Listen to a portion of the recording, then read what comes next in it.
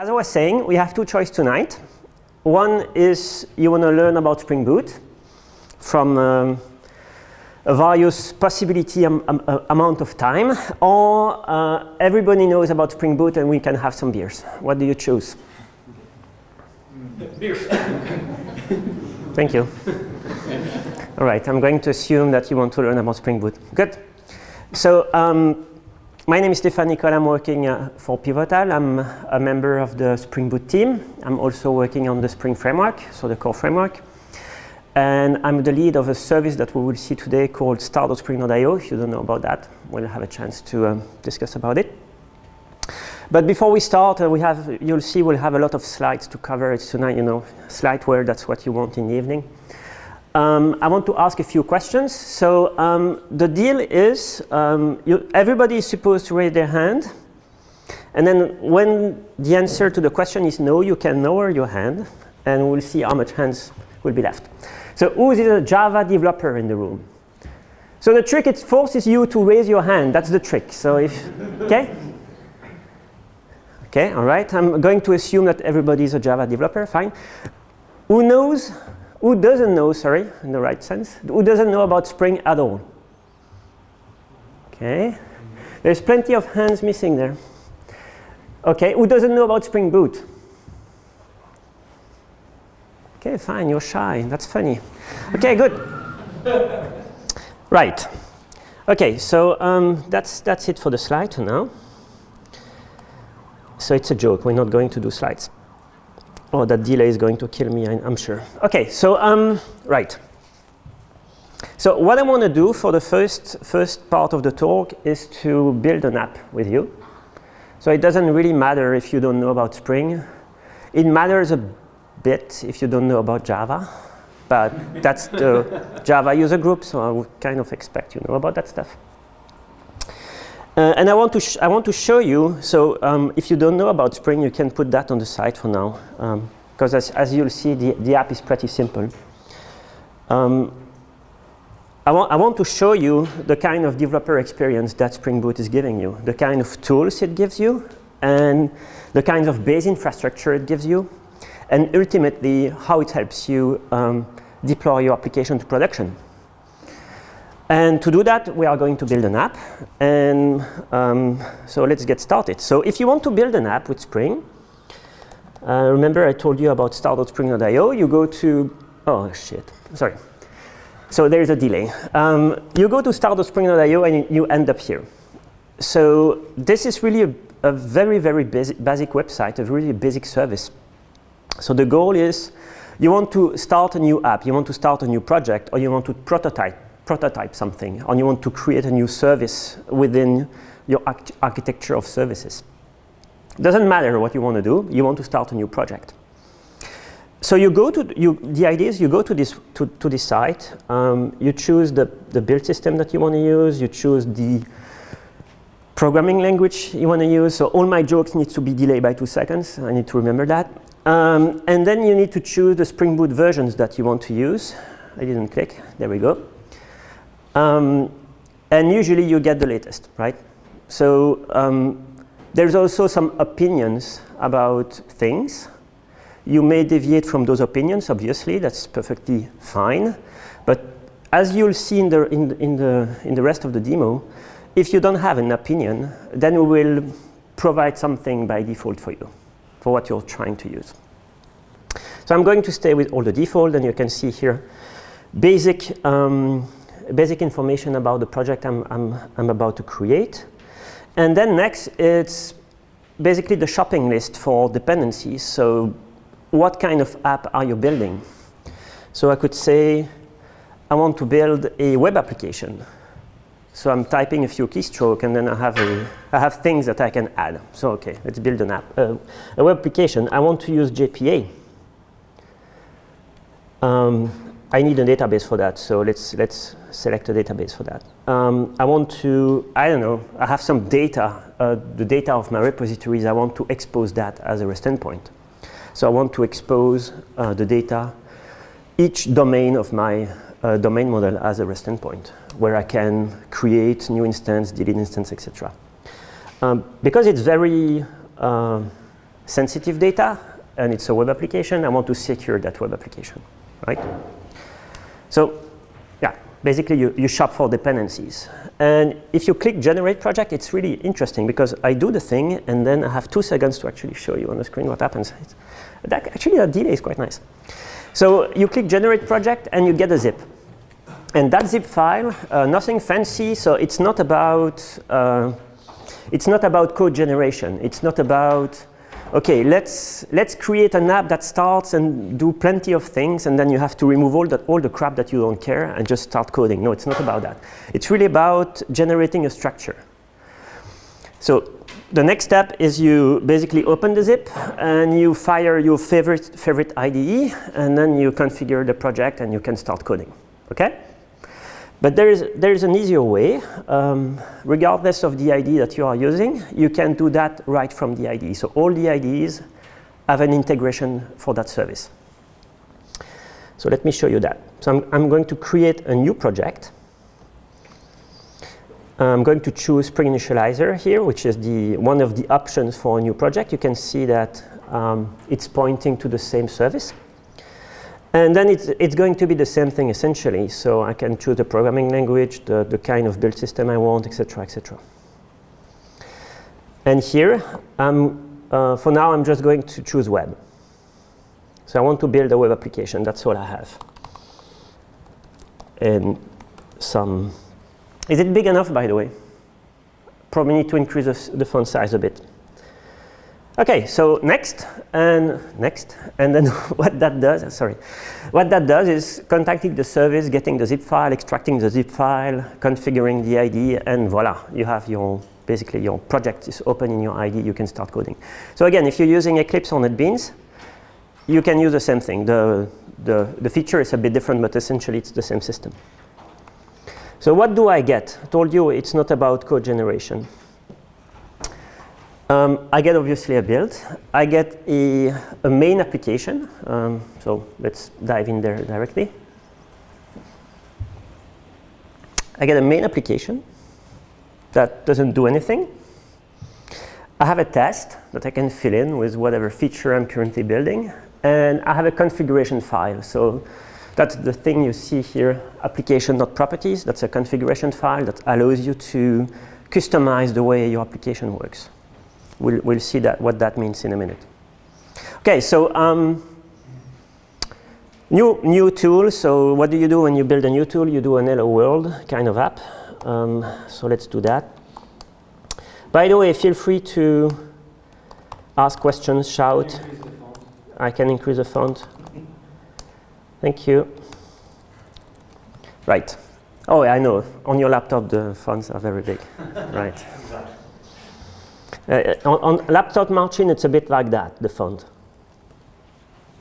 I don't want to go blind. It's a bit like that. So anyway, so what I want to do is I want to build an hello world, and it's a web application. So what I'm going to do, I'm going to explain in a minute what I'm typing here, is I'm going to create a simple endpoint that's returning a simple text. Okay? So if you don't know about Spring, you can basically guess what that does. So that class is a controller, a REST controller. So it's something that's going to be invoked as part of a web application where you can define actions. This method is actually answering the root of the web application on get. That's what the get mapping is. So typically, if you start this web application and you invoke the root endpoint as get, so typically in your browser, that method is going to be invoked. And the purpose of that method, as you can see, is very complex. It's to return some text content. So what you'll get is basically some text being dumped into your browser, or if you use curl or whatever you will use. It's not very interesting. This part is not very interesting. So what I want to show you, just to put the context, what I want to show you is what Spring Boot does to help you go from starting the project. We already see that there is quite a lot of integration in your IDE. But once you start coding, how do you get to an app that's running on your laptop? So let's do that. Increasing fonts.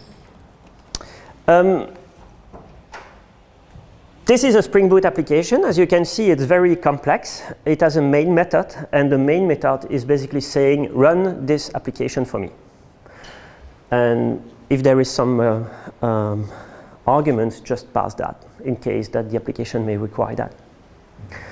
So it's a main, right? It's a web application with a main. So already starts to be a bit weird, but okay, let's see. So I'm running that. And if I go there, there's always a delay.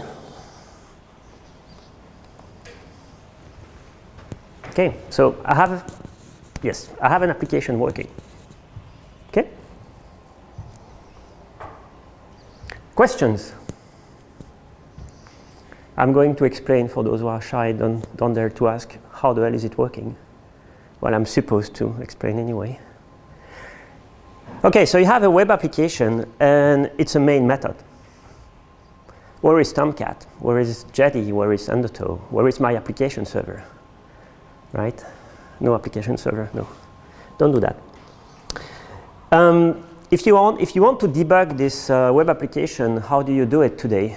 So if you want to debug a web application, so you basically build a WAR file, you deploy a WAR file in Tomcat, and you want to debug that. Have you tried that? Come on. Yes, okay. So those who have done that, they need to pass some crazy system properties. You always have to ask Google what the name were, because it's impossible to remember. And you need to tell the Tomcat server to stop until you actually connect to it, and then the application is finally starting. So you need to set up your ID to do that. So how do you debug a Spring Boot application? You click on the debug icon in your ID, because it's a main. So everything is integrated, so it's a main. So there's nothing extra to do. So how does it work? To give a bit more context to what Spring Boot does. Spring Boot really is about infrastructure. So it's really about everything you need to do to run your code, basically. You have a controller, you have a bad job, you have some business logic you want to invoke somewhere. And then you have to write configuration to package that in an app into something, a process that you can run. And Spring Boot will do all that work for you. It will help you with that work. What happens in this case is, remember I selected web in my ID. So I'm basically telling I want to build a web application. What that brings is what we call a starter. So the web starter here typically. And the web starter will bring a number of dependencies that are typically required to build such an application, a web application in this case. And one of those dependencies is actually the embedded Tomcat server. So your application contains, your application dependencies contains the embedded servlet container. So that's one thing. And the other thing is, as we will see in the rest of the demo, Spring Boot will look at the environment of your application. So it will look at what dependencies you've chosen, what's available in my class path, what kind of dependencies this application is using. It's going to do that. And then it's going to look at your configuration. So the things that you've written to package your app, basically, nothing in this app. And for every decisions that you've made, for every decisions that you've coded yourself, it will basically use that. So it won't attempt to change that. And for everything it can do for you that you haven't done yourself, it will do so automatically. So what that means concretely, I'm starting a main. Oh, there is the servlet API in this app. Oh, there is an embedded container in this app. Okay, that's probably because you want to start a container. So I'm going to start a container on port 8080 because that's the common default, right? Oh, there is Spring MVC in this application. Okay, fine. Okay, let me configure Spring MVC for you so that if you have a controller, it's going to be invoked, etc. And as you can see, I have a REST controller here in my project, which will be detected automatically because it's part of my package structure, right? So if you look at this, the package structure is within the package structure of my Spring Boot application. My Spring Boot application is in com example demo. So everything by default, everything that's underneath will be detected if it carries the right annotation.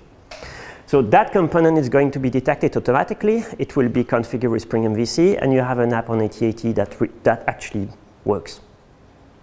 Okay? So at this point, there is two kind of people in the audience.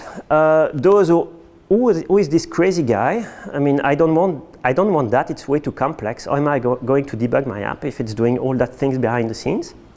And two, it's wonderful. I want to see more. Not going to ask which is which, but I'm sure there are the two kinds in the audience. Okay, so let's do something a bit more interesting than just puking text file in the browser. I want to manipulate some data. That's something that every app is doing, right? Data is important, so whatever application you're building, eventually you'll be touching data. So I don't want to show you stuff that are complex. So I don't want to show you a complex model. I don't want to use some fancy NoSQL stuff. I don't want to do any of that. So what I want to show you is how Spring Boot will help you configuring things, not the actual business logic, right? So I'm going to use JPA just for the sake of it. Right, so I want to add something new to my app. So this is the build file for the project. As you can see, it's quite simple. It's basically saying I'm using Spring Boot 1.5.7, and I'm using two starter at the moment. I'm using the starter web, so I want to build a web application. And obviously, everybody write tests, right? This Marcin writes tests for 3 people. But OK, everybody writes tests, maybe 4, whatever. So that starter is added automatically. So you get test utilities that you can run right away. I want to use JPA, so I need to basically add a new dependency to my app. But I don't care. I really don't care. As a user, I just want to use JPA. I don't know. I don't want to know about what version of Hibernate I'm using. I don't care about that stuff. Just give me JPA. That's what I want.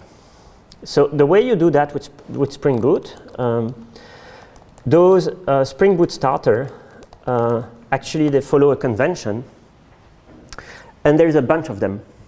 And those basically relate somehow to the entries you had on start.spring.io. So when I was typing things and there were some search results, that's basically pretty much from that list. There is more to it, but the core of it is here. So I can see I have some JPA stuff here. So let's do that. We also said that we want to expose that data. Since it's a web application, I want to expose that as REST endpoints. So we have something in Spring Boot land to do that. That's called Spring Data REST, right? Yes. So again, I'm going to use a starter for it. Okay. Spring Boot can't take every decisions for you. Okay. There are certain decisions that we can't make because there is no obvious default or non-invasive default. So if you try to start this app, it will fail. Actually, we can try. And it will fail because you are trying to build a web application that's accessing data in a database, but you haven't given anything. You haven't told Spring Boot, OK, which database, where is the database, what's the username and password of the database. You didn't say anything. And no, we are not going to bring a database by default for you. We're not going to do that. So that's the reason why you have to choose. So if Spring Boot fails to start, you'll get this nice application fail to start stuff with some details. Actually, that one is a bit crappy, so I'm not going to show it. I meant to change it for quite some time. And I'm going to fix it, and I'm going to add a database. And for the purpose of the demo, I'm going to use H2, which is an in-memory database. So it's just for the demo. Of course, I could use MySQL, PostgreSQL, or whatever. If I have time, or if you want to do that, we can also switch to a different database. I can show you how to switch to a different database. And I want some data in my database. So I'm going to cheat a bit. There you go. And while it's starting, so import.sql, yeah, why are you laughing? Import.sql is a feature of Hibernate. So if you put that at the root of the class path and Hibernate creates the schema and it finds that file, it will automatically execute it. Okay, so I have an app. I have an app that's starting. Let's see what happened. Oh, really? Why? Oh, yeah, of course. Nothing happened because I didn't create my model. Wonderful. Okay, so I need to create my model. Nobody told me to do that. Okay. Right.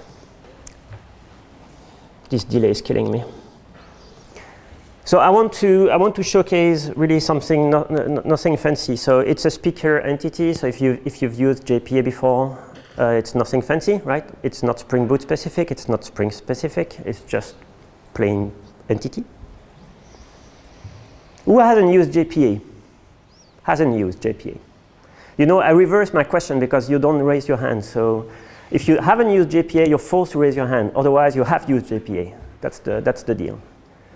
Everybody has used JPA. Wonderful. So you know what the persistence unit is and the nightmare and everything? Okay, fine. Good. Good, good, good. So I'm going also to create my persistence unit, right? Because you need to do that. It's very important. Right.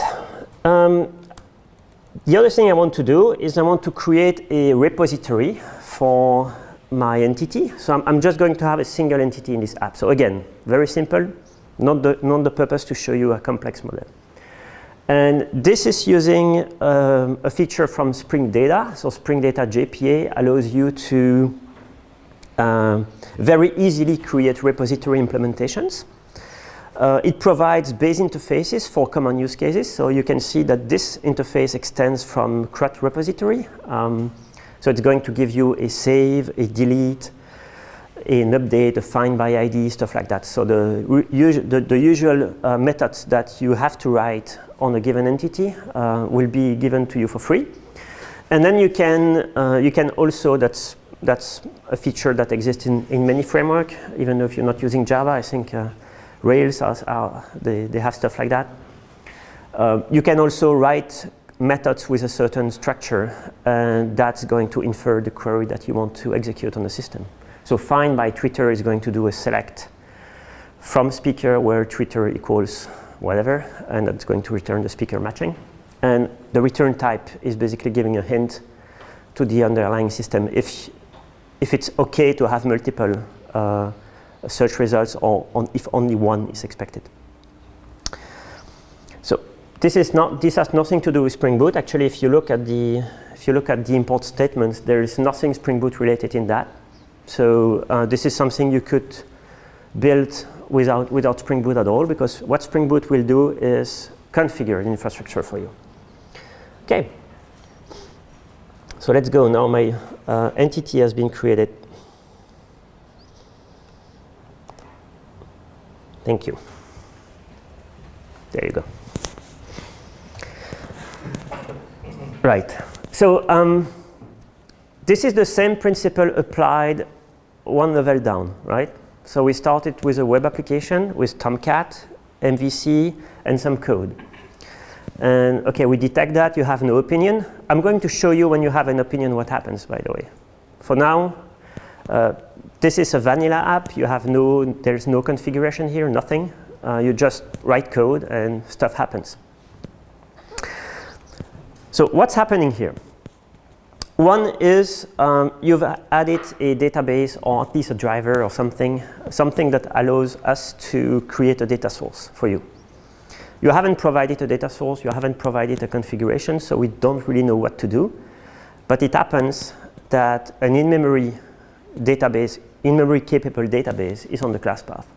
So there is nothing else we can do, so that's probably what you want, so we are going to do that. So we create an H2 database in memory, first step.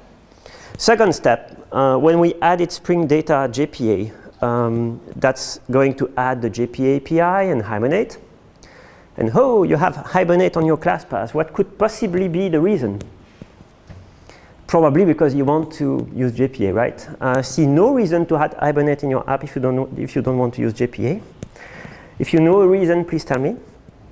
So once those libs are available on the class path, we can do something about it. And what we do is, yes, we create a persistence unit automatically for you with the entities that we've detected. So the same mechanism, it's always the same mechanism. As you'll see, if you understand the core mechanism, you'll see it applies exactly the same way to pretty much every feature. So you have an entity, there is an entity annotation on it, so it means it's flagged as an entity, it has the entity stereotype. It's within the Spring Boot application package structure. We're going to find that. We're going to create a persistence unit, and we're going to bootstrap Hibernate with it. Okay? That you get Hibernate with the speaker entity. Of course, if I'm adding additional entities to my system, they will be picked up automatically, the same way. Next step, Spring Data JPA will kick in. We'll see that there is a repository interface. It will create an implementation for you automatically, create a bean for that so that you can inject that speaker repository anywhere you want. And it's a web application. You have Spring Data REST on the class path.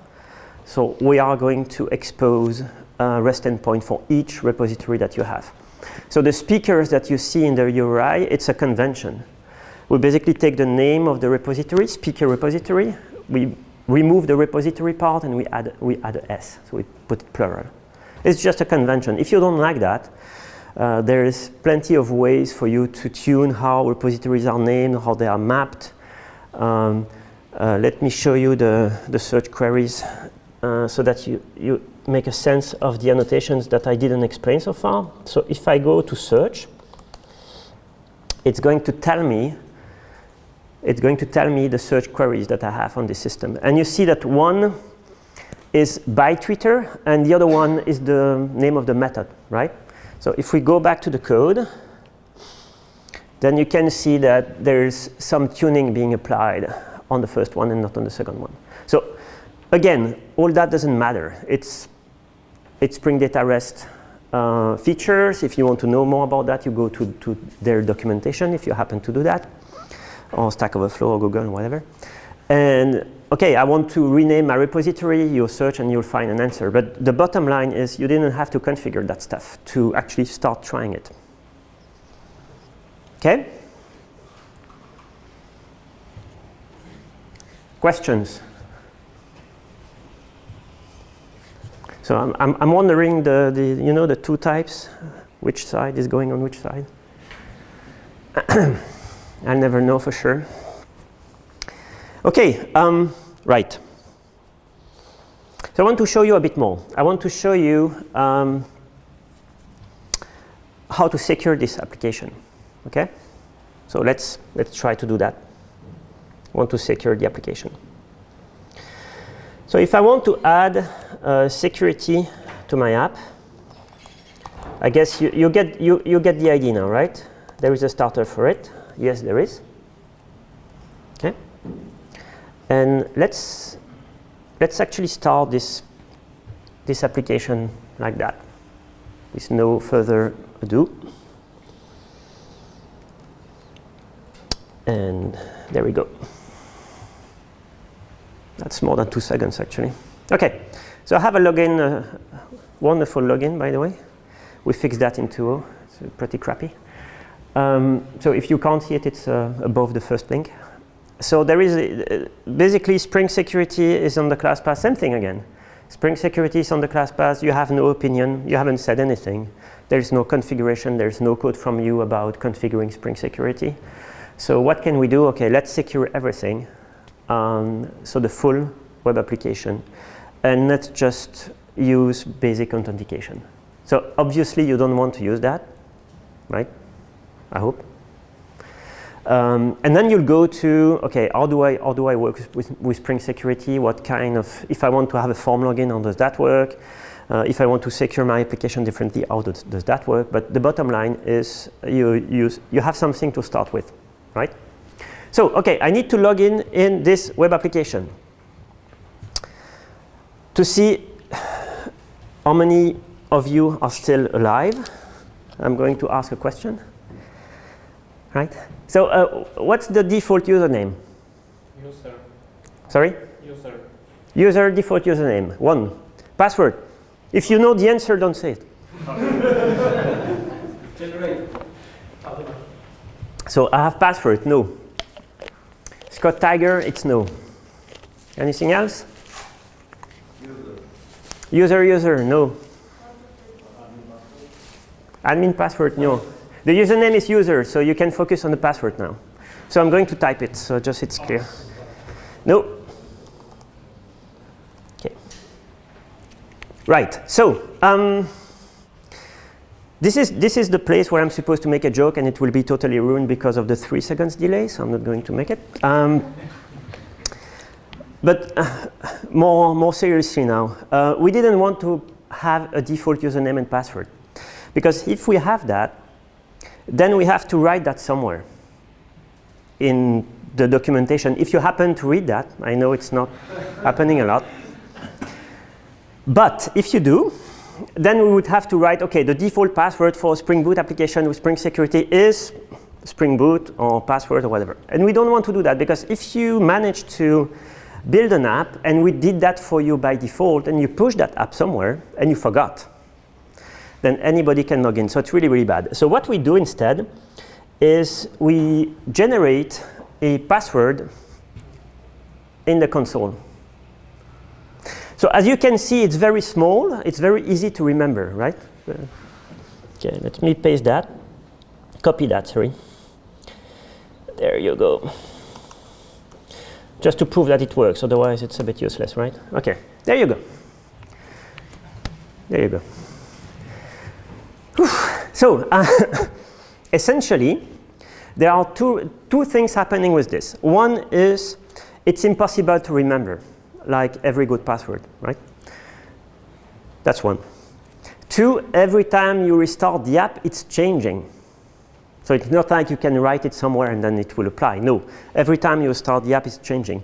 And the only reason why we're doing this, so very lengthy and changing all the time, is that you do something about it. So it really bugs you and, okay, what is this crap? I don't want that. I want something better.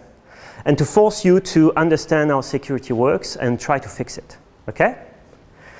So this is the first time in 40 minutes where we are about to disagree with Spring Boot, at least what it does by default. So we are going to say, I don't want that. I want something different. Okay, so how do you do it? Okay, so I have something prepared, I think, security configuration, yep. Because I always make a typo and then my demo doesn't work and I'm mad. There you go.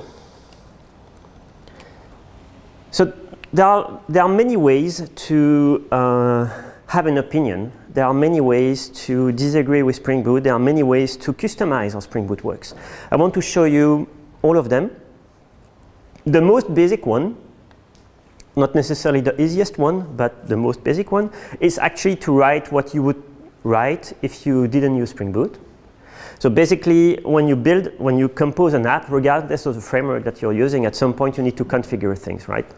So the framework gives you service, but those services needs to be configured. You need to provide parameters to them. You need to implement interface in some cases. You need to provide configuration keys, whatever. So in this case, again, if you look at the import statement there is nothing from Spring Boot. Really, Spring Boot doesn't mess with this. It's really regular Spring Security. So you're providing a configuration class that configures the authentication manager, and it provides 2 users, as you can see. It provides a user with a password user, very secure, and a hero. And the hero has an additional role, which is hero, right there. Okay. So you can see in the logs using default security password. So let's restart this app. And I'm getting annoyed to restarting this app. We need to fix this. Okay, so restarting. Hibernate, blah, blah, blah, mapping. No password anymore. Okay, that's important. And if I want to go there, I'm basically back with my decision. But all the rest is still working. Oh yeah, I'm not back because I have the 3 seconds delay, sorry. I saw someone smiling. No, you're not back, not yet. So this is what it takes. This is one way to customize Spring Boot. It's basically to write configuration, have an opinion about how things need to be configured. And we don't show you that default password because there's no reason to do that. That feature is off. Even if you pasted that password somewhere, it wouldn't do anything. Okay. So I have plenty of others demo I can show. I can move maybe to the second part of the talk, and then we can come back to the first if you have more questions. If you want to see something not too funky, I can try. Usually I don't like going outside of my demo script, but I can make an exception for you. Yes? No? Yay! What about taking it as security? What about what? Security, obviously, because this is basic authentication by HTTP hypertext. Yeah, it's really, really basic. So if you want to do... Yeah, okay, so no, I'm not going to do that because Spring Security, there is so many options, but basically you go back to exactly implementing that interface. I might show that later, actually. You implement that interface, and then you can configure many things. So you can, first of all, you can configure the kind of authentication manager source you want. In this case, it's very basic, it's in memory, so I'm never going to use that in production. You can bind to a jaypee, you can have your user store in the data store, and Spring Security can read into that. Or if you have a complex system, you can implement the authentication manager yourself with some basic classes, and you'll get access to that. As for securing things, there is plenty. There is a complete DSL in Spring Security to tell you which paths you want to secure, what the roles can be. If you want to use single sign-on, if you want to use OAuth2, if you want to use JSON Web Talk, if you want to use JWT, there is plenty of options. So, but basically, it's an interesting question because in Spring Boot 1.x or 1.5, which is the current generation, we used to try to do stuff for the user, and we backed off from that completely in 2.0. So in 2.0, we give you that simple mechanism I've just shown you, and if you want to configure anything else, we just back off and you configure things yourself. Because otherwise it's too messy because you don't really know what boot is doing and what you're doing. So we've tried to be too smart for Spring Security in 1.5, and we don't do that anymore. So it's really more about Spring Security. I know it doesn't really answer your question, but this is more about Spring Security. I'm not an expert in Spring Security, definitely not. I have a question about Spring 5, actually, and the security here. Again. The security based on filters, several filters, and actually how to work in fifth version. On the native, of course. Can we park that question later? So the short answer is in Spring 5, you have two options. If you build a web application based on servlet, you have Spring MVC. Yeah. And if you build a reactive application based on Netty and reactive runtime, you have a module called Spring Web Flux. And both of them have the notion of filter. One is based on the servlet API, and one is not based on the servlet API, and Spring Security is using that.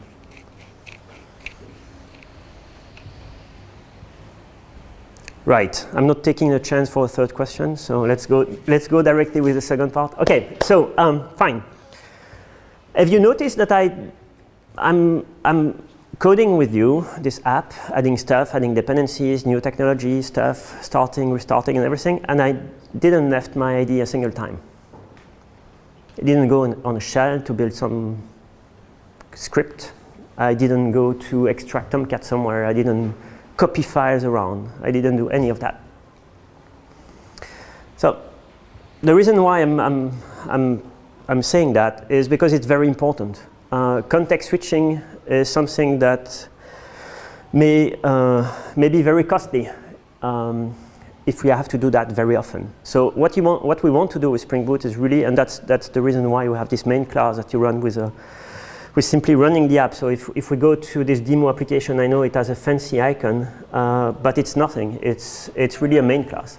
So it's a main class. There's no funky parameters that you have to pass, some pass to a tomcat hidden somewhere that I lied to you about. No. It's just a main class, okay?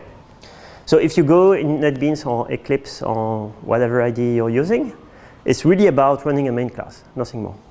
So of course, everything that an IDE can do by running a main class, you benefit from that.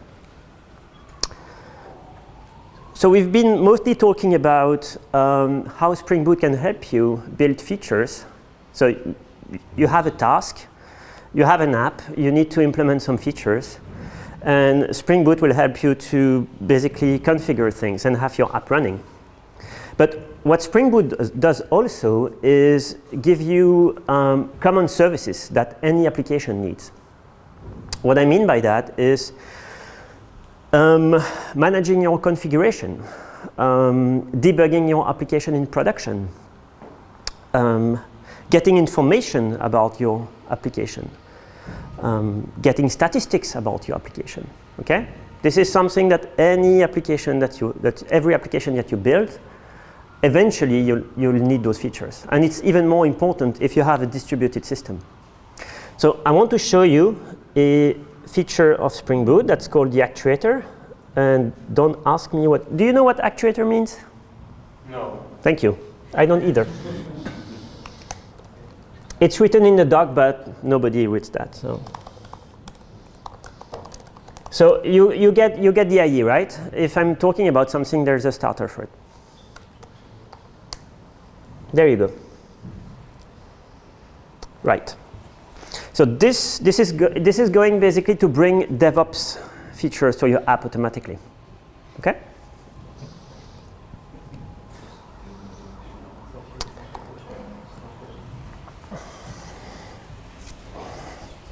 Okay, I can even make my app fail remotely. That's funny.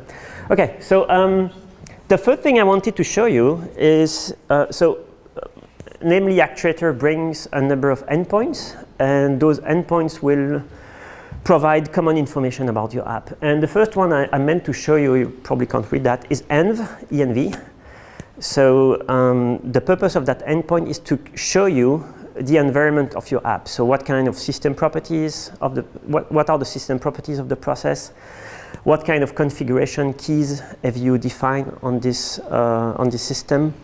Typically, I could know which Java version my application is running on, but I can't access it. And I can't access it for very obvious reasons.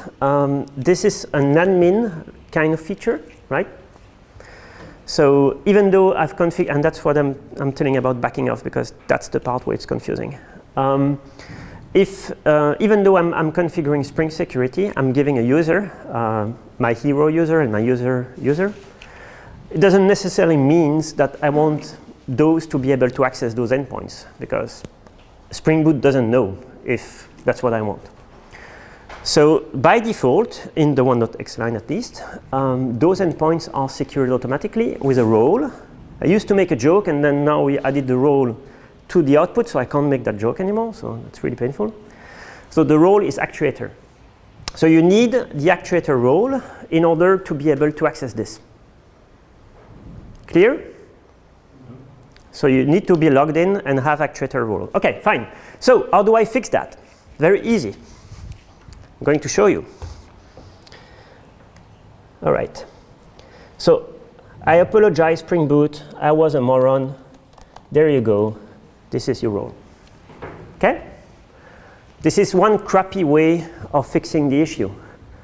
Sorry, Spring Boot, you're right. Actuator is the best role name ever. That's what I want. I'm sorry. Let me fix my configuration for you.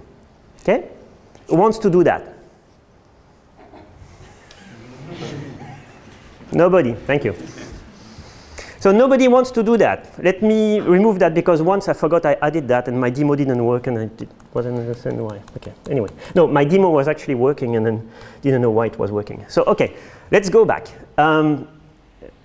We don't want you to change the way you have opinions. We want to adapt to your opinions. So the next, remember I told you the first way is to write configuration, like you have here behind me.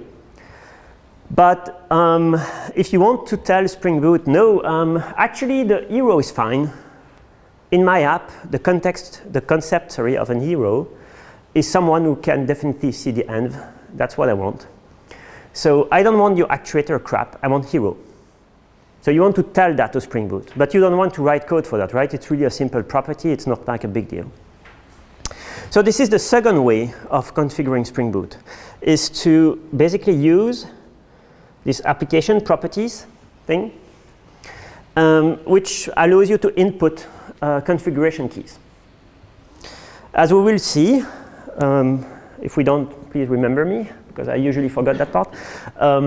There are many ways you can specify configuration keys in the Spring Boot application. You can use a command line switch, so when you start the app, we haven't seen that yet, but we will. You can pass a system property. You can set an environment variables. If you happen to use GNDI, you can also define that there. Whoever uses GNDI these days. Sorry. So, right, next step. I need to find the key. So there is a key. Every auto configuration, so that's what we call it, by the way. I haven't mentioned the name yet. So every pieces that do something but looking at your class path and looking at your config and then figuring out what they can do for you, we call that auto configuration. So configuration is what you write. Auto configuration is what happens after when we've processed your config, basically. So every auto configuration, or most auto configurations, have a set of keys that allows you to tune it. So for the simple thing, the small thing, so that you can change that without having to code anything. One thing that comes to mind is if you're perfectly happy with the embedded container, but you don't want it to run on 8080, you want the Tomcat server to run on port 7070. You're not going to write code for that, right? So you need a property to just tell, okay, do your thing, but I want 7070. This is the same thing here. But I need to find the key, right? There is a key to change the role of the management endpoint. So what do we do when we need to find something? Option 1. Ask on the chat. Ask on the Gitter channel, and you'll make Martin very angry. So don't do that. So that's option 1. Don't look anywhere and ask someone else. It usually works. Option 2, search on Google, right? Option 3, that's really the advanced one, very advanced, Stack Overflow, very advanced. There is 4, I heard one guy did it, one person did it, looking at the documentation, but I think it's not the truth, it never happened. Right, so remember I told you, stay in the ID. We want you to stay in the ID. We don't want you to context switch. I don't want you to go to Annoy Martin or Gitter or Stack Overflow or Google. I don't want you to do any of that. What I want you to do is to find information right from your ID. So let's do that. So I'm typing role, and I get suggestions of matching keys. Okay? That's what Spring Boot does for you. And it does it in collaboration with the ID vendor. So again, same story. If you're using STS or Eclipse, we have that. If you're using NetBeans, we have that. And if you're using IntelliJ ID like I do, you have that too. So as you can see, it's a bit, okay, let me try to increase the font a bit. Okay, right. So as you can see now, the second choice is probably the good one, right? You have some kind of description, and I can type hero here, okay? And I can tell Spring Boot that that's what I want. But before I do that, I want to do something else. You notice I said, okay, let's see how that works. So I'm going to restart the app to show you the changes. And it's a bit annoying. You know, hibernate, starting and everything. So maybe there is a way to do that a bit better. And that's what we've built in Spring Boot.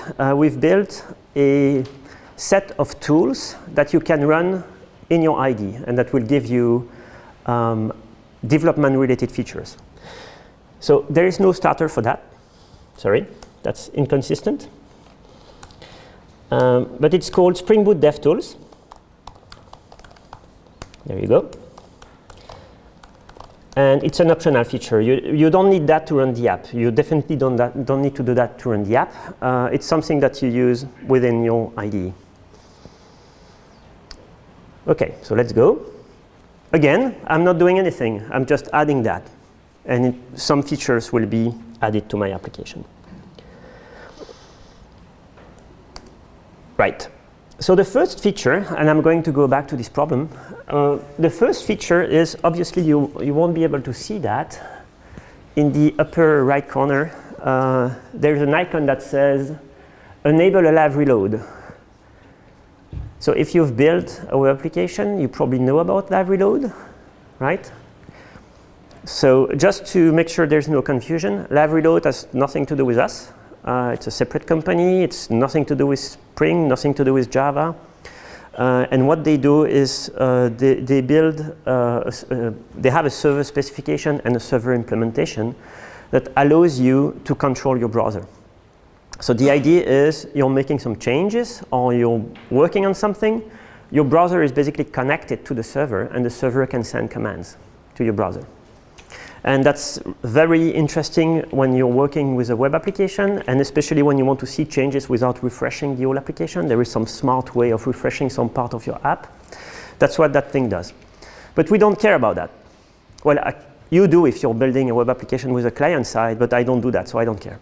But what's interesting is they also build a client for all major browsers, and that client is free, which is what I've installed, and the specification is open. So what we've done is actually we've implemented a very basic server that's actually running now on my machine because I've added DevTools. So what I can do now, I can actually connect my browser to my Spring Boot app.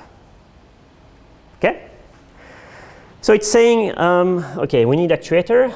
So let's go back to my property, hero.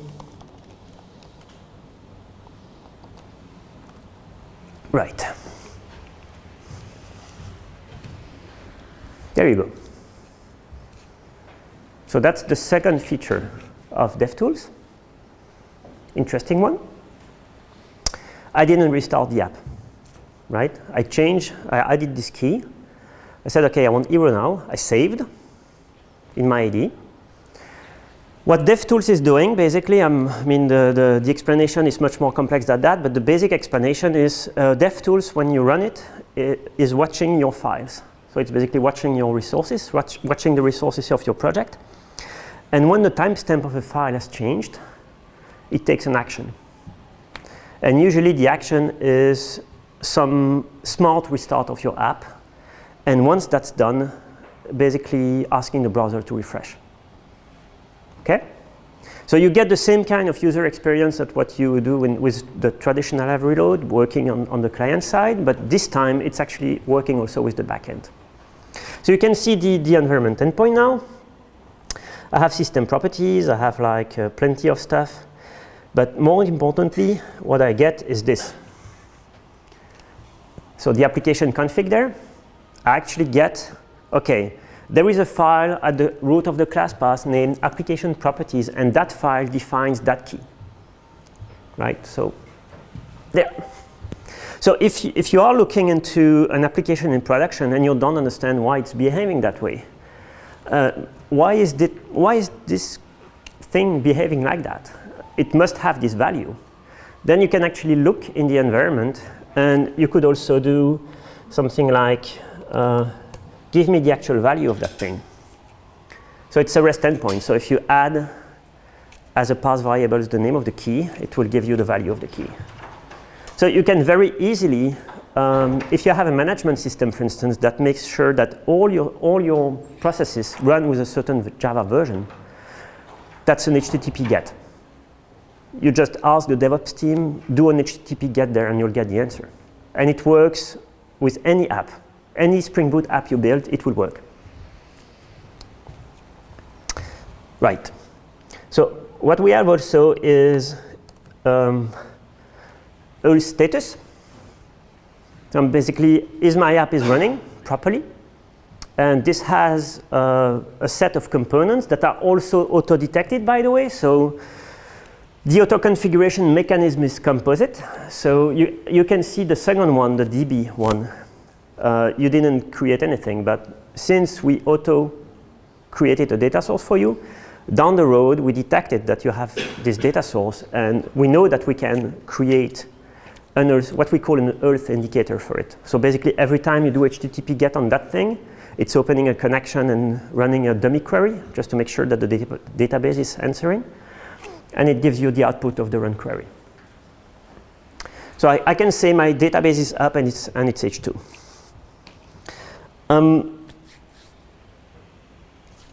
What happens if you want to add something in there, right? So we have integrations with many systems. So if you use a NoSQL store, for instance, we'll detect that. If you use Elasticsearch, for instance, we'll detect that, and we'll have a ping query on Elasticsearch to make sure it's up. But what if you have a system of your own? There's really no way for us to know about it, but you can really easily integrate with that endpoint. So let me show you that, how you can do this. So I'm going to create a bean, and for the first time, I'm actually going to use the Spring Boot API. So everything I've done so far is really coding against existing API, so Spring Data, Spring Security, whatever. Now I'm actually coding something against the Spring Boot API. So remember I told you it's an Earth indicator.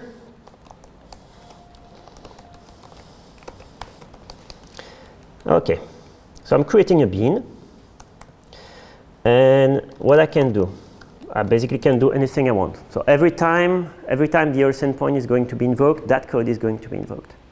And then you have a way to do whatever the hell you like. So I'm going to do something very smart, right? I like this. So I can return Earth. So and I can give it a state. So is my component up? Is it down? Is it out of service? What's the status of that particular component? So I'm going to say it's up. But let's say I'm going to say there's one more here, and there's one missing here. No. What? You just need to add a semicolon. I know, it's already added. The semicolon was at the wrong place. So I can say down, and I can also add details. I can add information as why it's down. So something like that, right? Okay?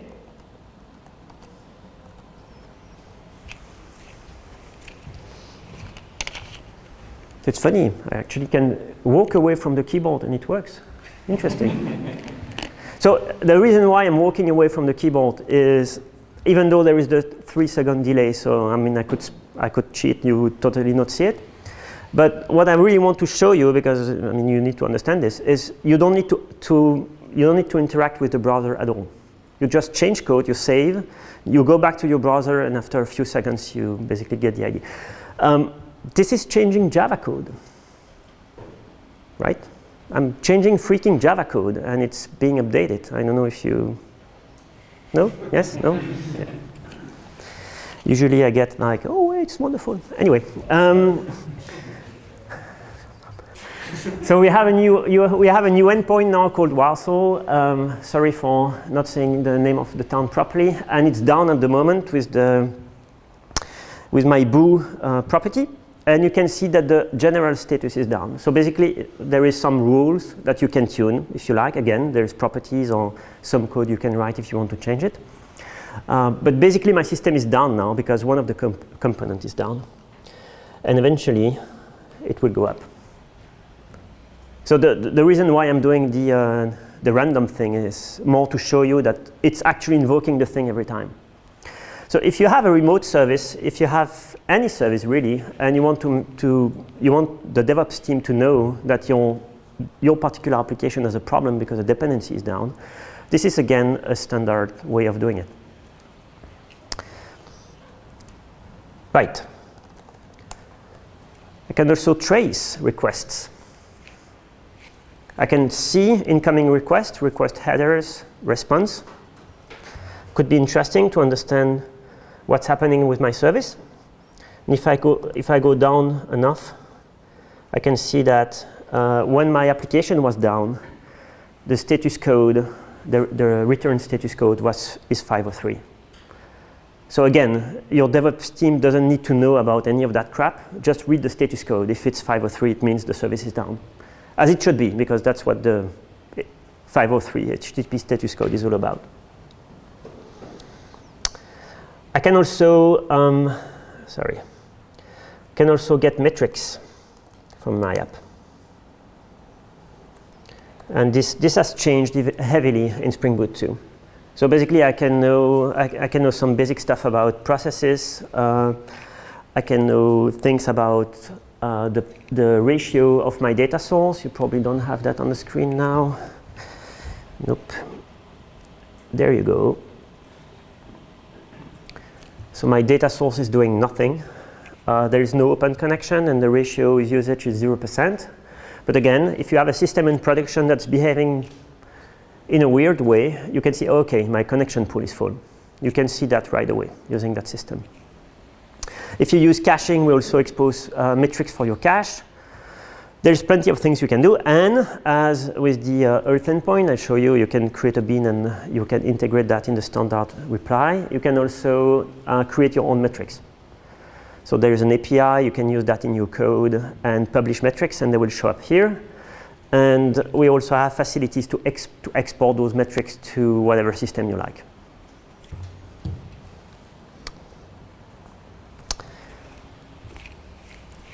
Right. Okay.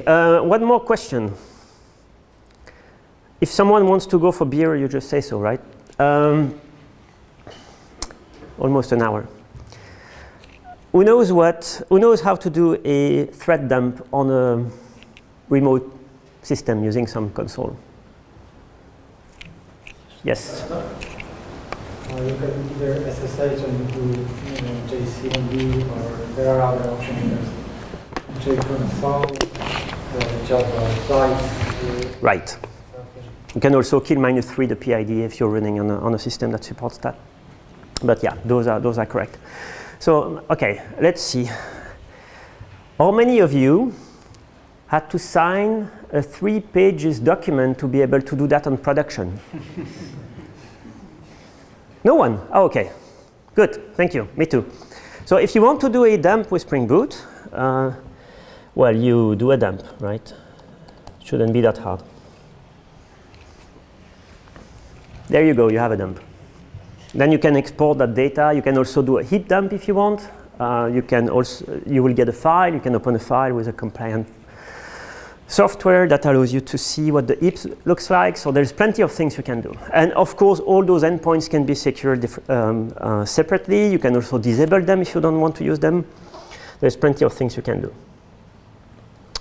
You can also show some information about your app. The info endpoint, right? Show me some info about this app. So okay, let's do that. There is nothing, but we can basically show two things. We can show some information about the repository. So in order to do that, I should probably make that a repository in the first place.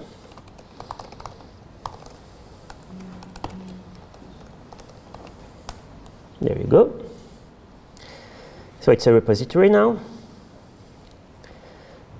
There's a plugin that allows me to extract some information. So, okay, that's not what I meant to write. There we go. And we'll come back to in a minute to what this Spring Boot plugin does. There you go, build info. I want also to extract some information about my build. And for that, there is a build info goal. Okay.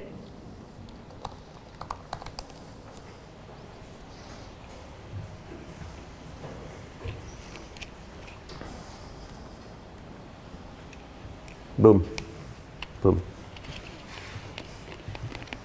So this is the kind of things you can do. The Git info plugin, again, not something that we built, but we integrate with it. It's actually going to generate a file with the information about the current commit of your repository. We read the file and we expose some of the information. If you want to see more information, there's a mode to expose everything. And the build info is actually quite interesting. The build info is showing, this is a pattern that we've seen a lot, is actually people using filtering from the build system to get information that's within the POM or the Gradle file. Okay, so they want to see that information, and the only way to see it without copy-pasting it is to put a token in application.properties and ask the build system to filter the token, which is super messy because if you're running with your IDE, some weird things happen. So because it was a common use case, we've decided to build a dedicated goal for that, which does exactly the same thing as the Git plugin. It's actually looking at your POM file, looking at some common properties, and simply write them to the file, and then we read that file and we expose it. If you want to expose any additional property, you can configure the plugin. These are the properties that I want to use, and use the token within your build file, okay? Which is going to be used, so no copy paste either. And I can see that the time isn't right. I don't like that, so I just want to show you how you can go. You know that customization I was talking about, we also have support for Jackson.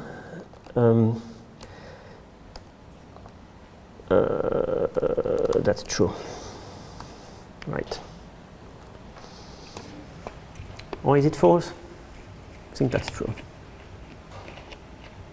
Okay, that was false.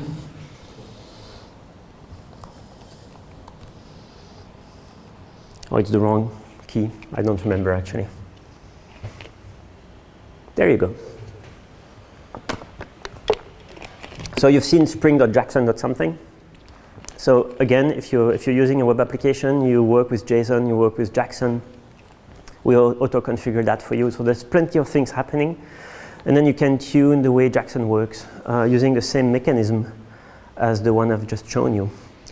And also, very important, is this system works for your keys, right? So if you build an app, there's a high chance at some point you'll need to have some kind of configuration for it.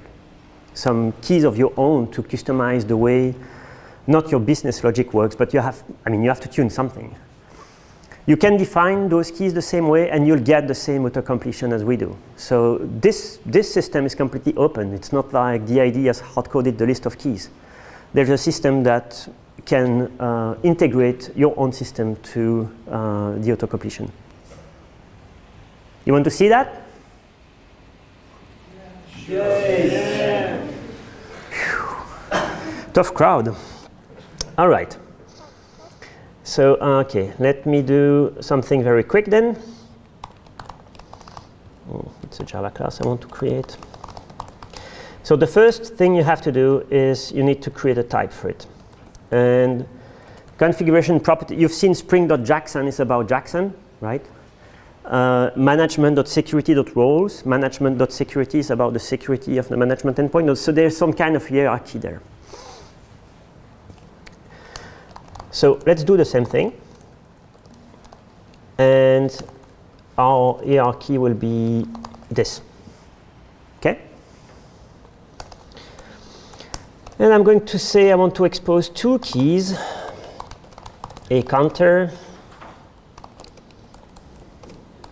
which has a value, and a name.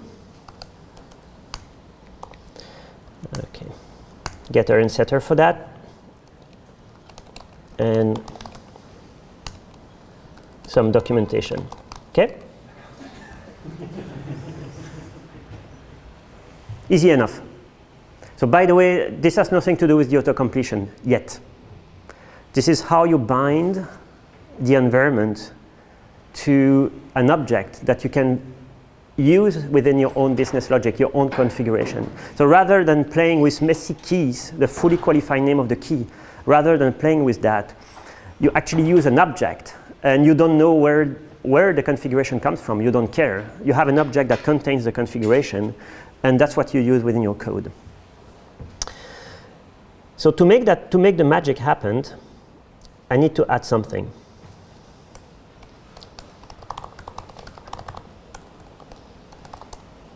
Here you go.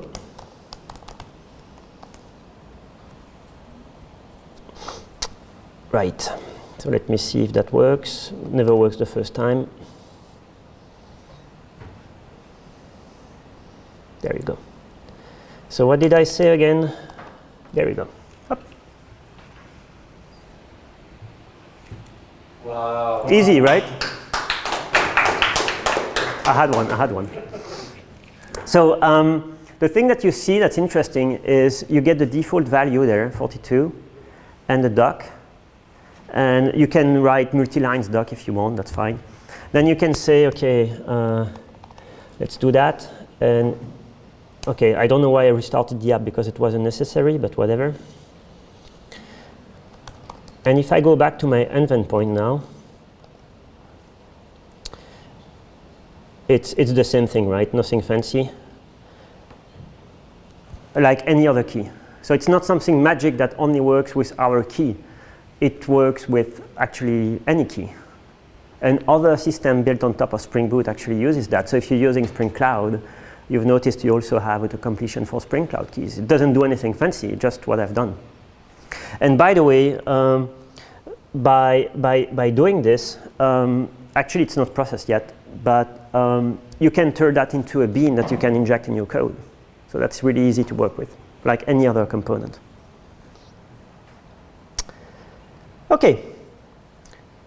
So you have a question. Okay, go. Could you go back to your phone? Yes.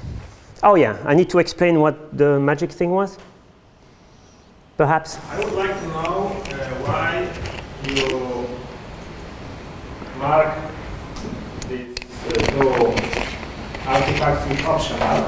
Yes. Because I understood that it should be why it should work, but Spring Boot Memory plugin doesn't respect this attribute. It doesn't. Yes. So it doesn't, so this tag means nothing. Okay, so there's two different things. One is, are you building an app? So, okay, first of all, let me, not answering your question, what that thing does. I have some time to process the question. So what that thing does, it's actually, it's an annotation processor, so it's a callback from the compiler. It's something standard anybody can build. And once it's in the project, the compiler will call you with the model of the source code. And you can react to certain annotations. That's why it's called an annotation processor. So what that thing does, it's reacting to this annotation, right? Right? And it will generate a model for your type. And the model is generated here.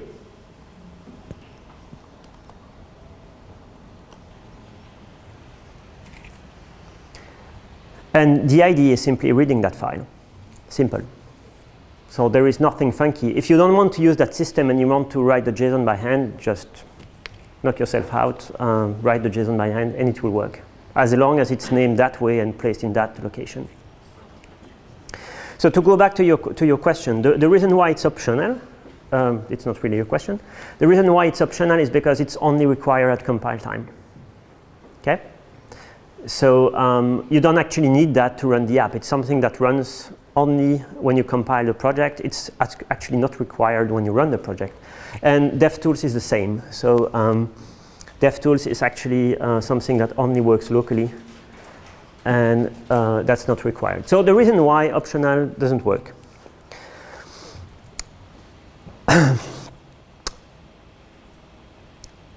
So this is what you need to do. This is the proper semantic, because that artifact is not going to be used when your application is running, so it shouldn't be there.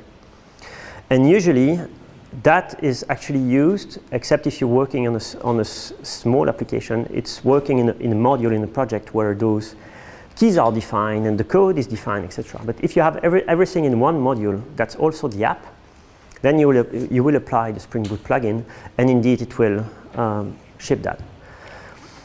I really haven't thought much about that use case, but that's probably a bug, yeah. Because if you look at DevTools we have explicit checks, and we exclude it. The reason why optional is not taken into account is because you're building an app. So you no longer have this notion of this is a module that can work without those features. It's the same thing as when you build a module and you have several features, and some features are perfectly okay if the jar is not present. That concept does not exist for a final artifact, because the final artifact is the app. So you need to have those dependencies. I know, but this optional this tag optional is ignored by Spring Boot Maven plugin. I told you I know, and I told you it's probably a bug that the configuration processor is not shipped, but other dependencies I believe should be shipped in the jar. I mean that if you delete those lines, it doesn't change anything. I know, I got what you're saying. So for the annotation processor, I think that's a bug and we can do something about it. But if you have different dependencies in a final artifact that's optional, something is wrong. That's what I'm trying to say. And that's really a limitation. That's really a limitation of what the Maven semantics can be. Because you have no way to tell in Maven, you have no way to tell this is only used for compilation. That semantic does not exist in Maven. So it's a problem. It's really a problem in Maven because I mean I'm on the Maven PMC, so I can blame Maven whenever I like. But Gradle has this compile only scope, which is really useful, and that's what we use. So the problem, really, the underlying problem is you are within a final artifact, and you have no way to tell this thing is only required at compilation. It's not a feature that's optional. It's really only required at compilation. One thing you could do is move that dependency to the compiler plugin definition, but then you need more configuration in that case. This one is really easy. You just add the dependency, and the annotation processor hook point is going to be detected that way. But it's not perfect. I agree, it's not perfect. Do you think that putting application properties on class path is risky? Because if other models also do the same, you don't know which application properties win. Definitely, and that's why you should never do that. Application properties must be only set in the final artifacts. We've seen many people putting application properties in modules because they didn't understand the scope of it, and everything went south. You're not supposed to do this. So this is really about configuring the app in the final artifact, not configuring something in the module that exposes a feature. If you need to configure that feature, basically putting configuration in, burn that into a jar of a module, what does that mean really? Because there's nothing you can change once that's done, so it's not really consistent, I feel. So you shouldn't do that, yes. But this initializer promotes that. No, it does not, because the project that it creates is a final artifact with a Spring Boot Maven plugin.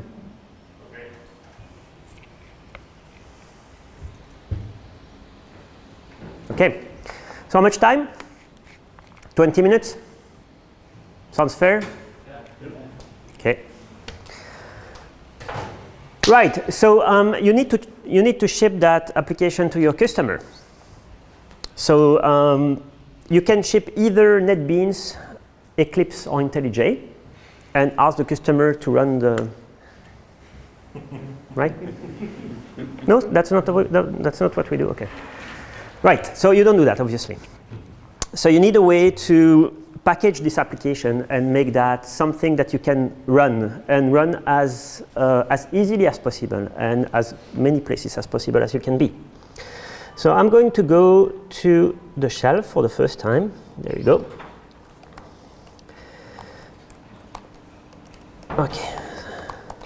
So I told you that, okay, there is a Spring Boot Maven plugin that we were discussing about. So what does that thing do?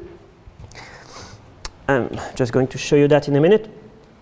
So making sure that my app is not running is a good thing. Okay, my app is not running. So if I go there, by the way, if you're using Gradle, we also have a Gradle plugin, don't worry. Someone wrote an end integration, untested. If you happen to use that, you probably have other problems. You can see that we have two jars there, right? An original one and a non-original one. So when you were studying computer science, or regardless how you get there, if it's university, high school, or if you happen to learn the job on the spot, at some point you had to compile by hand. Well, okay, I'm maybe too old for that shit. Maybe not. Who has never compiled by hand, like Java-C with a Java file in a shell? Who has never done that? Never. 2. Okay. So the next step, once you've done that, is to package your class file you've compiled by hand with the manual class path, very interesting. You get a jar file, you create a manifest, and then you double-click on the jar file and it works. It takes you 3 days to do that, and you're really happy, but it works.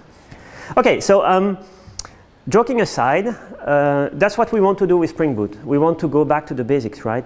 Back to the things that works, back to the easy things. So if you want to run your app, well, you do this. You run the jar. Okay? And there is something starting there, and there you go, and I have my app running again now. Okay? So this is what the Maven plugin or the Gradle plugin does. It packages your libraries and your code into a single jar file with a bootloader. Bootloader, that's funny, I never thought of that. Bootloader, Spring Boot? Okay, never mind. Sorry.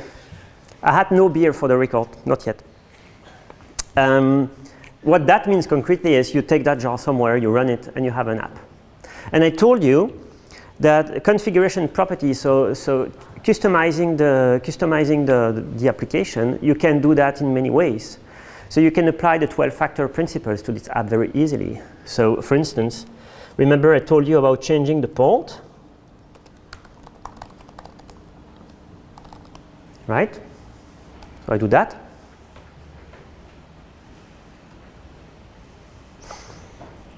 And if I do that, there's no app here. And there must be an app here. Yep. Okay. So pretty much anything, including the custom key with the super counter. You do -- with that key, and you can customize that outside of the jar file. So if there are things that are environment specific, you can customize them that way with the same jar file. Okay. What if you want to do that thing called the cloud? Right? Okay. Let's try that.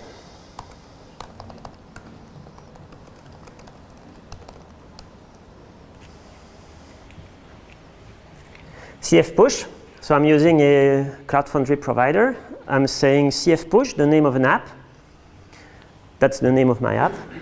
-p, the thing that I want to deploy. And basically I'm telling, okay, just deploy that stuff. I don't care how, do it. But this is easily possible because of the way things are packaged. And the cloud provider can be smart about Spring Boot apps and add added features on top in the cloud that you're using. So that's basically now deploying a new app on the cloud. Okay? Right. So what's the route of that thing again? There we go.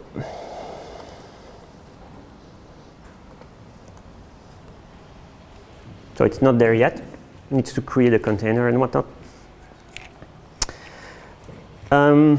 What else? What am I missing? Questions? Okay, allez, 10 minutes questions. That works. If nobody asks questions, it means they want to go for beer. Yeah. Right? Okay. I guess so. Questions? Go ahead. Don't wait. I have a question. Seriously, I mean, the roles that you mentioned previously, are they casing sensitive? Like when you type it in the properties? What's case insensitive? The role that you defined, like No. So the value never. it's case sensitive. Yes. Okay. We never touch the value, so the value is used as in. So if you make a typo, that's your problem. Okay. So okay, my app is on the cloud now. Well, of course you don't know because you can't read the URI probably from the back, but that's hello Warzels, again, sorry, .cfapps.io. So my app now is deployed remotely. Okay, very easy. So you don't want beer, Martin? You don't want beer? Asking questions. I want beer. That's interesting. Never thought of that.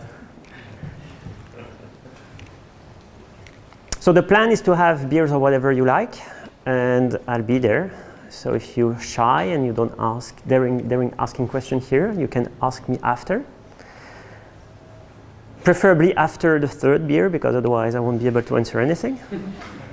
Even though I'm Belgian, so it should work, right? It should work. Come on, one more, just for the fun of it. Yeah. You said everything is done automatically. So Sorry, I didn't hear the start. you said that everything is done automatically, and that all the classes are scanned and stuff. So for a production size application, how long does it take to start? Right, okay, very good question. So I said everything is done automatically, everything is scanned. So if you have a big application, what's the impact? Thank you, it's actually a very good question. So first of all, I might have said everything is done automatically, but of course we know only about a limited amount of features, right? We don't have integration for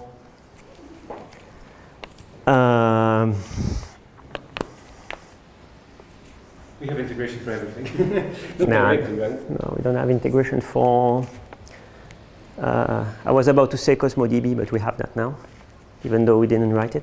So anyway, there are things in the Java ecosystem we don't have integration with. So if you put them on the class path, nothing will happen, right? So we have a set of what I call auto configurations, sorry. So there are really two parts to your questions as I understand it. One is if you have a production system with a lot of features and a lot of classes, what's the impact of that system to the startup time? So to demystify that a bit, the first thing is the auto configurations themselves. They are not scanned. They are referenced explicitly in the file.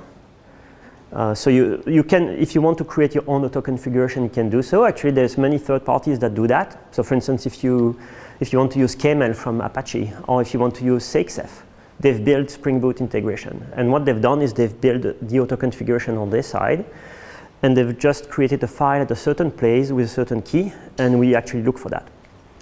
So that's the first cost, is looking for that file in the class path. It's not very costly. Then we get a list of files, a list of auto configurations, sorry, and we call them. And by calling them, one thing would be, let's go back with the data JPA one. The first question we're going to ask is Hibernate on the class path?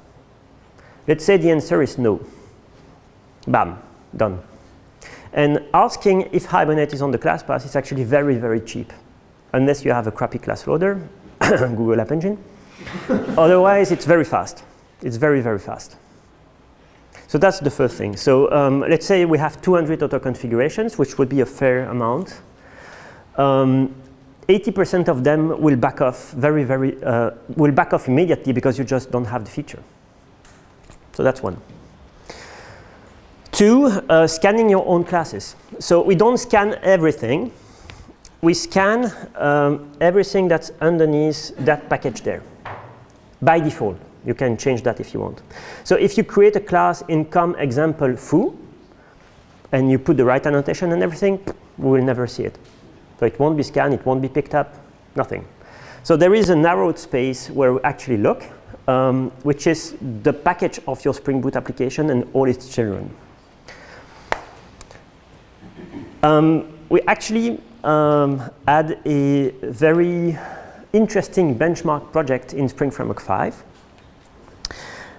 I'm actually the one who did that, so it's kind of my area. This is probably the first time where I spent a lot of time on something, turned out to be completely useless, and I was happy.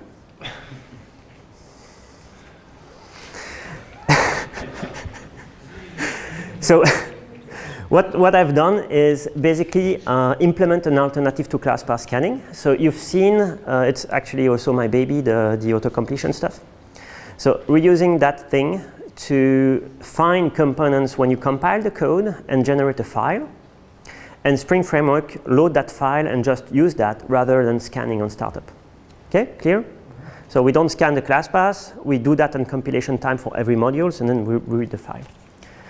Turns out, if you have less than 5,000 classes in the target of the class path, not 5,000 classes overall, 5,000 classes in the package that's being scanned, it's actually pretty useless. Doesn't make much of a difference. If you have more than that, then it's starting to, the gain is starting to be like this. But you're doing everything Spring is doing. I mean, because there's more of performance on that, right? That's what Dagger argument is, that they can give you the error on the compile time because they figure out your dependencies are wrong. So that's a different subject entirely than the performance, right? so you don't. I don't do that. No. But that's that. Does that answer the question that you had? Pretty much. Any numbers on the how long does it take to start? Yes. So there is. I need to find that back. If you ping me somewhere, Twitter. It doesn't have to be exact. No. But I mean, I need to give you. I need to give you the document. So if you ping me on Twitter or send me an email. Okay. Let me try. Okay. I've stopped that thing. Just in case you want to get in touch with me. All of you. Right. This is my email there. And my Twitter account is the same thing. So it's @Nicol. That's the Twitter account. So yeah, if you ping me, I can send you back the, there is a blog post from Dave Sire actually did that. So on startup, it identified the various pieces that were happening and which pieces were which. And actually, it's quite interesting because if you look at the total startup time, if you're using something like Hibernate, for instance, I was joking with Hibernate, but okay, it's fair game.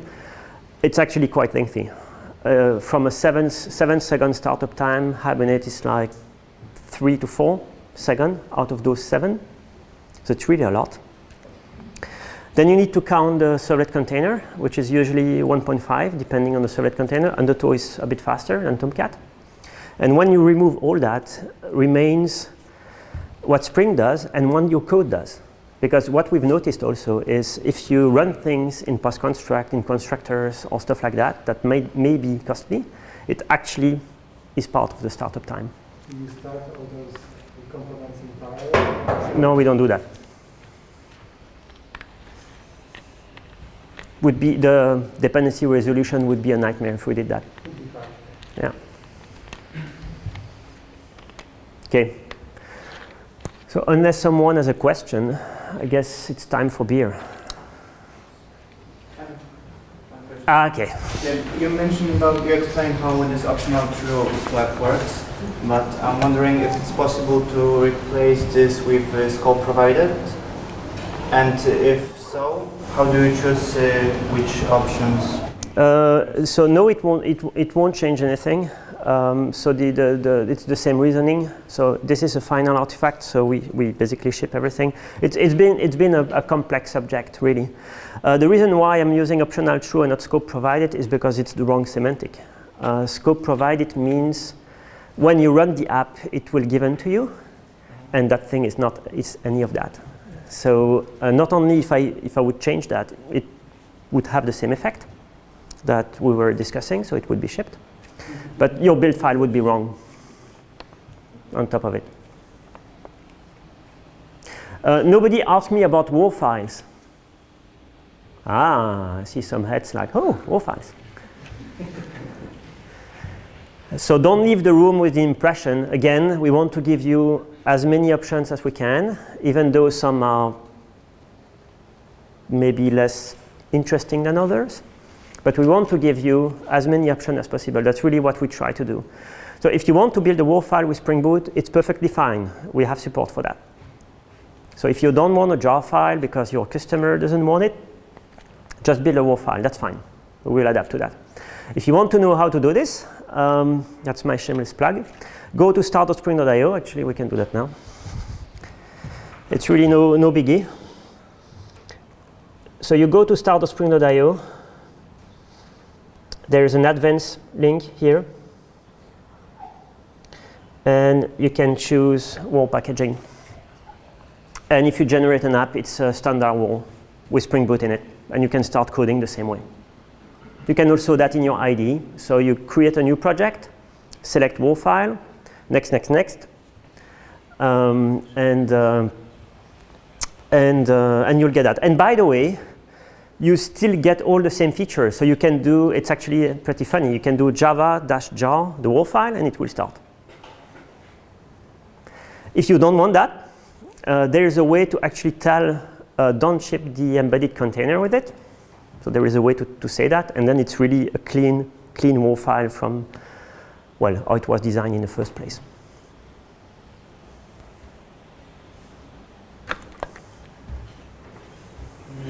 This interactive stuff will also be starting of process. I didn't get the first part of the...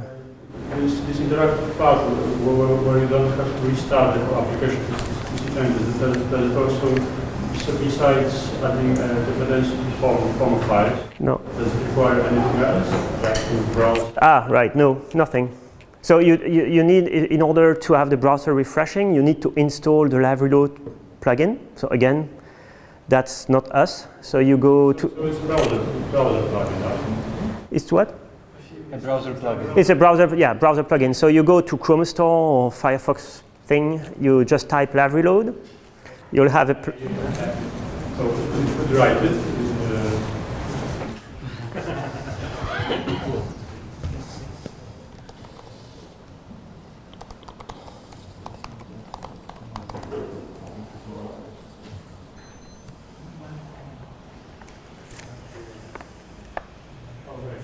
That. So you install that. It will add the little icon next to the address bar. And then you put the dependency, as I told you. You start the app, and there's a live reload server running. And then you can connect your app to the server. But you don't have to do that. I mean, you can also use all the features without this. You can use DevTools and everything without it. It will still restart and everything. But then you will have to refresh the browser once you're done. The only thing is that it shortcuts that part. Thank you very much.